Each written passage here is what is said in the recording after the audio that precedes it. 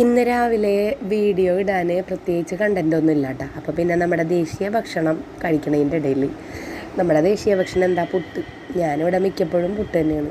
എനിക്ക് എളുപ്പത്തിൽ ഉണ്ടാക്കാൻ പറ്റണതും പുട്ട് തന്നെയാണ്. പുട്ട് ഞാൻ വാട്ടിയിട്ട് മിക്സിയിൽ അടിച്ചിട്ടാണ് കൂടുതലായിട്ട് ഉണ്ടാക്കാറുള്ളത്. പുട്ടുപൊടിയിലല്ല, നമ്മുടെ അരിപ്പൊടിയിൽ തന്നെയാണ് ഉണ്ടാക്കിയെടുക്കാറുള്ളത്. തലേ ദിവസത്തെ മീൻകറി ഉണ്ടെങ്കിൽ വേറെ ഒന്നും വേണ്ട. ഇതിപ്പോൾ മീൻകറിയല്ല, ഉരുളക്കിഴങ്ങും ചിക്കനും ഇട്ടിട്ട് നല്ല വറുത്തരച്ചൊരു കറി വെച്ചിട്ടുണ്ടായിരുന്നു. അപ്പോൾ അതിൻ്റെ ചാറാണ് ഉള്ളത്. അപ്പോൾ അതും ഈ പുട്ടും നല്ല കോമ്പിനേഷനാണ്. തലേ ദിവസം കറി ഉണ്ടെങ്കിൽ പുട്ട് തന്നെയാണ് മിക്കപ്പോഴും. അതാകുമ്പോൾ എളുപ്പത്തിൽ കഴിയുമല്ലോ. ഇന്നിപ്പോൾ സൺഡേ കാരണം എണിക്കാനൊക്കെ വൈകി. അപ്പോൾ എന്തായാലും പുട്ട് കഴിച്ച് തുടങ്ങുകയാണ്. നല്ല സോഫ്റ്റ് പുട്ടാണ്. മിക്സിയിൽ അടിച്ചുണ്ടാക്കുമ്പോൾ നല്ല സോഫ്റ്റ് ആയിരിക്കുള്ളൂ പുട്ട്.